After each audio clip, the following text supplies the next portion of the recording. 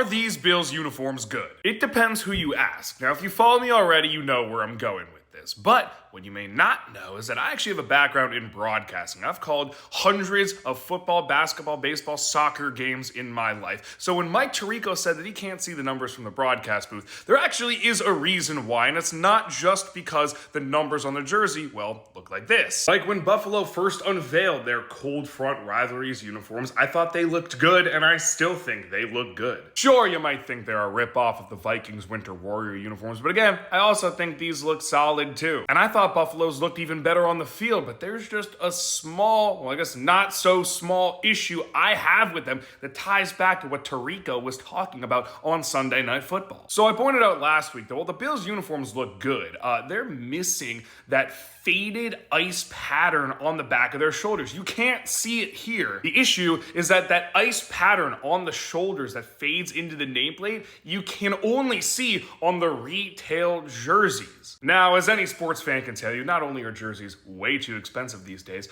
but they just don't look like they're worn on the field. But for some reason, the NFL shop isn't even selling authentic Rivalries jerseys, at least not at the price of normal authentic jerseys. So the Rivalries uniforms just don't even look like the ones that fans are wearing. So where my broadcasting background comes into play is that the jerseys actually might look like the retail jerseys. You just can't see it because of the lighting. Every camera at every live broadcast has a setting for white balance and iris. White balance determines what the actual color white is on the broadcast feed, and iris determines the brightness. And you put them together, they're two different settings, and they essentially make sure that the broadcast feed matches what it actually looks like in real time. The downside to this is that sometimes either too dark of elements or too light of elements don't show up. And it's different for every environment based on the stadium lighting, the field color. All that yapping to say, these Bills Rivalries uniforms, while I think they look good, are going to be very divisive because you can't really tell what they actually look like on TV. And that is an issue. But regardless, I still think they're good. But I would still put Buffalo's Rivalries uniforms below Arizona's and definitely ahead of Miami's. What do you think?